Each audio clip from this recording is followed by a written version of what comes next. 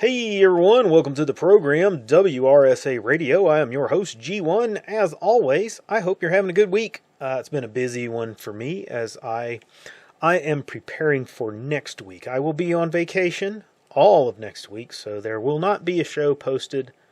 I just don't have the time to put one together. A lot of stuff going on, just all personal stuff and time that I had planned ahead many months ago to take a vacation. So just one of those things. I think everybody needs a little time off every once in a while. Last week, I ended the show saying how I thought that we should touch on the topic of things I am doing to make it through the up-and-coming unpleasantness. So that's what this show is going to be about this week. But before I get into that, however, I wanted to say... Well, I want to say a little bit about someone that we lost this week. Some of you may frequent the NC Renegade blog. It's something that Pete has linked over on the WRSA site for many years, and so you might go over there every day, and you've likely already seen this information posted over there. But that's okay. I wanted to talk about it here and say my own bit. This week we lost a good man. His name was Gene. And he was a friend. He was a veteran of Vietnam. He was a craftsman, and he had done a lot of long-distance shooting and shooting sports over the years. So I had a lot in common with him, I think. I met Gene when I began traveling to some of the events and the gatherings at NC Renegade's place. Gene lived on site and kind of watched after things. And he was a source of knowledge and humor. He was even-tempered and level-headed, and we were doing some training at the site, and he gave me a huge compliment, and it's something that I will remember forever. He told me that I could be in his squad any day, and that meant a lot to me. I know that David and his family are going to miss Gene immensely, and I want you to keep them all in your thoughts this weekend as we remember all the veterans for Memorial Day. I'm going to miss Gene a lot, and it's going to feel very wrong when I show up at the community center and I don't see that old grizzled and tattooed guy hanging around the place. Godspeed, Gene. Now, thank you for indulging me for a little bit, a couple of minutes there, to remember somebody that was important. But I felt that it was important to bring this to light because it touches on some very relevant points about the future. We need each other. I can't stress this enough. Every person that we can bring into the fold and align with us in our personal networks is vastly important. And losing someone, regardless of how it happens, who is a member of your circle is a significant blow. That's on top of the emotional attachments that we may have with those people. Now, most groups break up and fall apart because of stupid nonsense between members. That's things that really don't matter tear a group of people who are otherwise like-minded and connected apart. I've seen this happen many times. People get attached to grudges and material things, and they let their ego rule them in these affairs. And when there is some slight or affront to those meaningless things, they get all in their feels about them, and they get angry, and they will devolve into just flat out hating one another. And it's silly. It's just over nothing, things that don't matter. This is a far greater enemy than the enemy that we are facing. Because we're our own worst enemies. We so often do the work of the bad guys to ourselves and cause disruption and discord in any of the organizations that we try to put together. Think about all these things deeply. This is something I've been harping on the entire time I have done this show. All we have is each other. You must defeat your own ego and set aside petty bullshit so that you can build trust and build networks.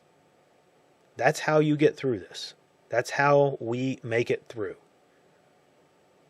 You may not like someone. You may think to yourself, man, this person is dull and slow-minded and they're a dope, or this guy's an idiot, or whatever. This person's, aggressive and bossy, whatever. But you need them. You need them for something, okay? Everybody has a purpose. Everybody has a use. You need to begin thinking of these things as you approach the same way that you approach your workplace. I can guarantee you that you don't like everyone at your place of work, okay? Especially if you work at a big company. You don't like everybody there. But it is, however, in your best interest to get along with them, to try to at least remain professional and cordial with them.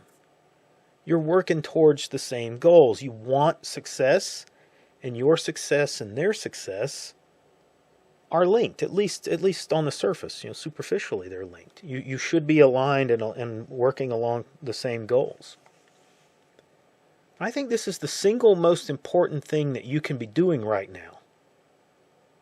It's hugely important. Building your networks, maintaining the networks that you have, and doing things to strengthen them and make them more resilient. Now let me give you a personal example myself that I'm going through.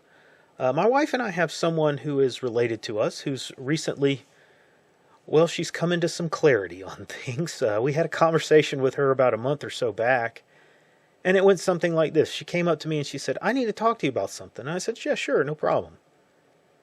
She says, "I was wrong about you guys. I thought you guys were kind of silly for being into prepping and all that end of the world kind of stuff. And I was wrong about that. I want to ask you if you'll help me get more prepared."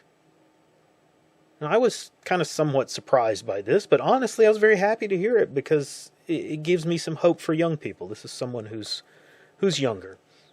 So I, of course, said, "Well, absolutely. We'd love to help you out. We don't hoard our knowledge and refuse to share that." I asked her, "Well, what made you come to the realization that you needed to do this?" And she explained it to me. She said she's recently started a new job in a medical field, working at a hospital or clinic, something like that.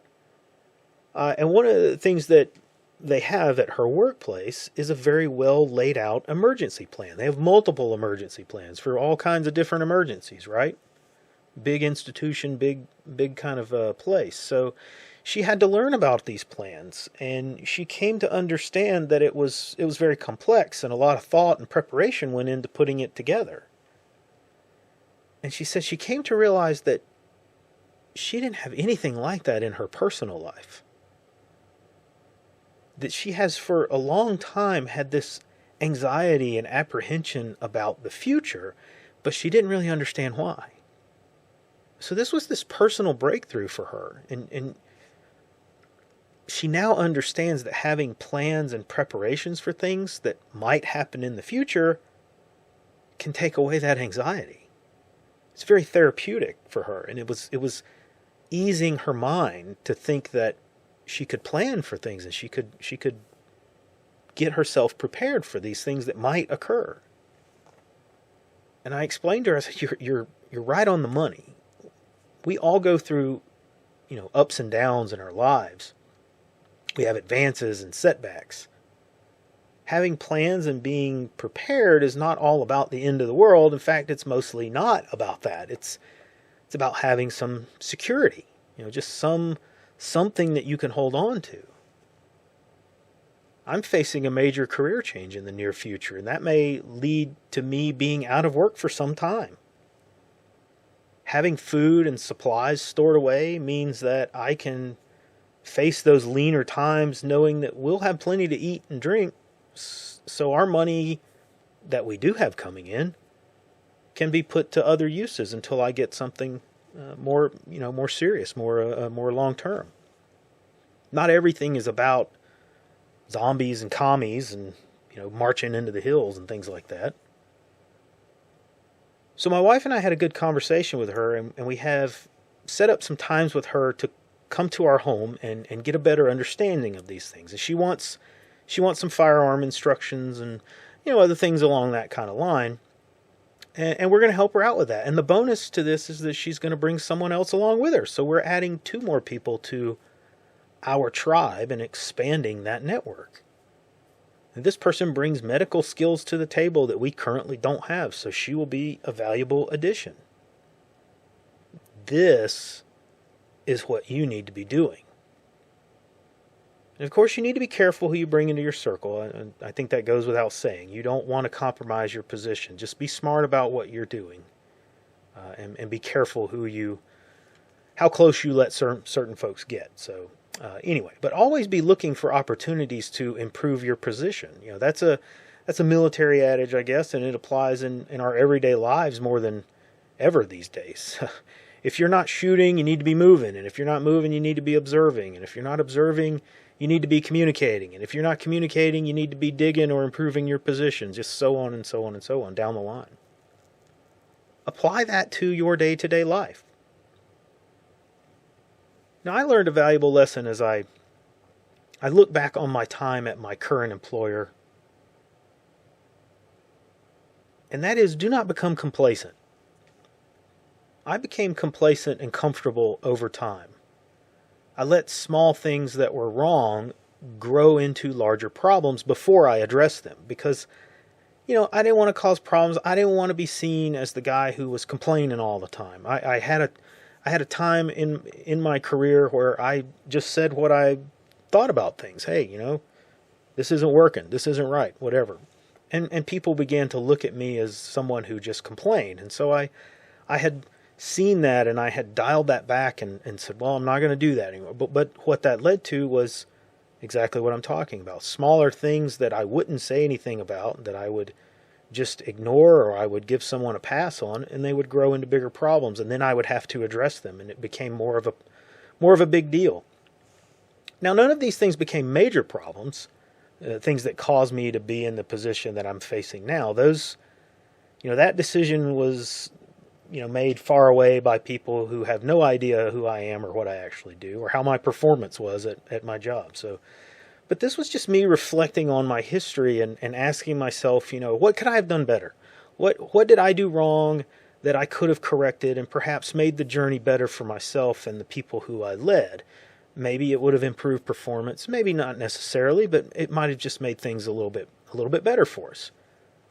These are important things that you can be asking yourself now because you have the time to make corrections and change your path to deal with this future that we're facing. So do some leader reflection. Look back on your journey down this trail. Ask yourself, what could you have done better? What changes could you make that would have improved your position now? What decisions do you regret? Did you burn a bridge with someone that you still have time to mend? Is it worth mending? What did you do to make your network stronger? Can you repeat that effort and continue to improve your position? Now, if you're searching for answers to these kinds of questions, maybe you're further behind the 8 ball than you realize and you need to be doubling your efforts. The clock is ticking and time is always moving forward. Now, reminder, there is no show next week, but that's all I have time for this week. Like and subscribe. Come see us over on Gap, Nice Crew, and the Mothership, as it's currently in dry dock at the Cold Fury blog, but it's there. And I will see you on the next episode.